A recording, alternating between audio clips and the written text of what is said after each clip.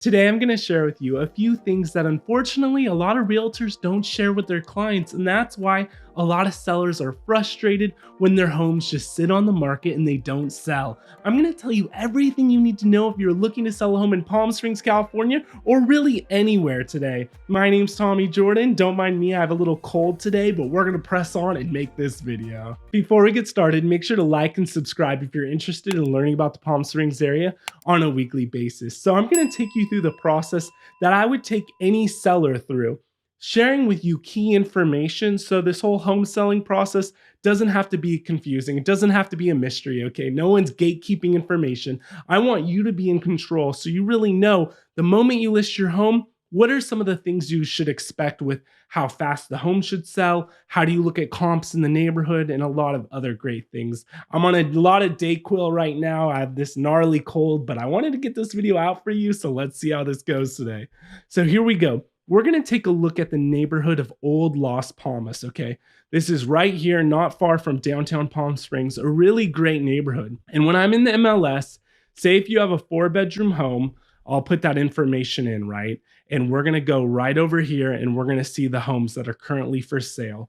Now, we're going to get really granular with information. This is a broad overview, but for example, if you have a home that has a pool, then we're only going to look at comps that have pools because it's going to not be a like comparison for setting a good comp for the price of your home. Or if you have a 4-bedroom home, we're not going to look at homes that are 2-bedroom homes because the prices will be very different. An appraiser is going to look at homes within a half-mile radius, homes that have sold in the last 6 months in that subdivision or in that area. That's very important. And you could see right here in Old Las Palmas, there's been, for the sake of this scenario right here, there's been 4 homes that have sold that are 4-bedroom homes. And then we have 2 homes under contract. And then we have 3 that are active. So this right here gives us a good idea of the market and the activity. Sorry, I got a little cough coming. I edited that cough out right there. So next, we're going to pull up this one-line CMA.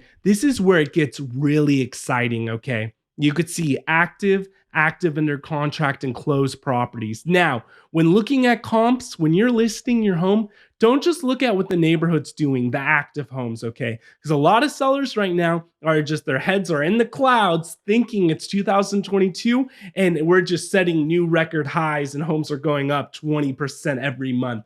That's not happening now. The market's more stabilizing. So it's not the best sometimes to look at the active comps. It does help us, but we want to look at what's under contract. And more importantly, we want to look at what's closed.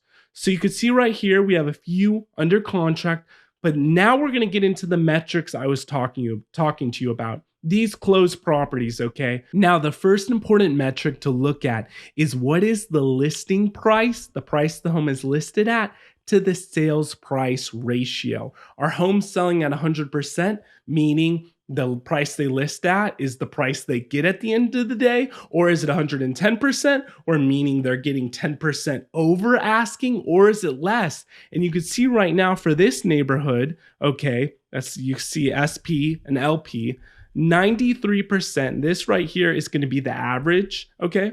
So if you look at those 5 closed properties in the last 6 months, the average from where they're listed at to where they're actually selling at is a 7% difference, okay? They're selling at 93% of what they were listed at. So they're having 7% decreases on their offer. Now, I like to use median more than average. If you look down here at this number, it says 94%.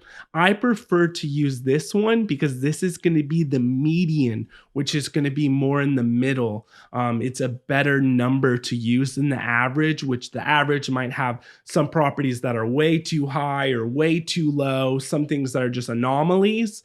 The median helps you just get smack dab right in the middle, giving us more accurate data to go off. So this is telling us that properties are dropping 6% from the price they're listed at to selling at 94%. Why does that help us? Because then that shows us, okay, maybe at our listing price, we need to be more realistic, okay, so we could actually sell closer to where we're listing at instead of having big price reductions. If you notice this home at the very top, they're 84%. So they were listed at 2.4 million and they ended up selling at 1,920,000. So they were pretty far off. Where this person over here at 97%, they listed at 3.5, right at 3.6 million, and they sold basically at 3.5 million. That's what you want, okay? Because when you start listing your house way too high, then it's just like the market loses interest and you just have price decrease after price decrease, and you don't get as much as you could have when you first listed the property. So that's why this metric's very important. Now, the next metric I would tell you to look at is DIM, days on market. This is very important because if we look, the average is 91, but the median is 79. Now, if the median number of days on market in Old Las Palmas for 4 bedrooms, okay, in this scenario we're using is 79 days. What that tells us is if we're listed, okay, and it's 40 days when it's been on market and we don't have your home sold yet, well, there's no reason to panic yet because it takes about 79 days for a home to sell. Now, if it's been 90 days and your home's still sitting on the market, well, that's some room for concern because that tells us most likely the price is way too high. That's why the home hasn't sold at. Price is going to be the biggest indicator, the biggest, I guess, thing that's going to get your home sold. Unless your agent's doing terrible marketing, okay, no photos, phones with pictures with iPhones or not even iPhones. I don't know what some of these agents are shooting with, not doing professional marketing.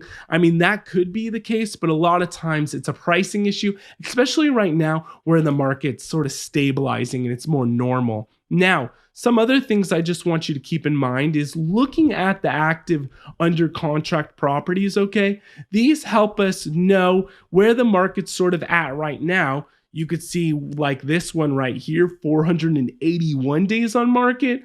Well, this home was most likely way overpriced. Something's going on with it. That would be something we want to check out. Same with this other one at 3.3 and then ended up, well, we don't know what it's going to sell for, but then it ended up dropping to 2.5 million. This is another case of sellers listing way too high and then having to chase the market. This one right here at 44 days on market, that's what we want to see, okay? And more metrics that I would advise you to look at is just knowing the overall market. So if you are my client, by the way, I'm helping buyers and sellers every single day. Please reach out to me down below. I would love to help you. I would just tell you, take a look. By the way, this market report, this is in the description of this video. You could subscribe to this and get weekly reports and updates for free. Look at Palm Springs. What's the median list price, okay? What's the median price of new listings? Learn the price per square foot for detached homes or condos, depending what you're looking at. Average days on market is good, but median days on market shows us more accurately what's happening. And this was updated this week, this report we're looking at. And by the way, every neighborhood's different, okay? So that's why it's important not only to know the overall market, but also to know Movie Colony, Old Las Palmas, all the different individual neighborhoods in Palm Springs have their own, things going on. Some are selling quicker than others, okay? You could see that 45% of listings are having a price decrease, okay? That's good to know. 2% of homes are having price increases. Almost 1 out of 4 properties, 1 out of 5, 21% of homes are being relisted. That's good to know. You can see right now there's a slight seller's advantage with the market. So we're not quite at a buyer's market. Inventory, believe it or not, is still limited. And then you could go down here and see just different market segments, okay? Homes that are 3 million up, they're sitting more 112 days on market, and then you go down to 1.5 million, they're 49 days on market. So these are just some of the different things that are going to really help you to understand. But I honestly feel like if you can understand the days on market for when a home should sell, using accurate comps for your neighborhood, you're going to be in a very good position. And also just knowing what is the list price to the actual selling price.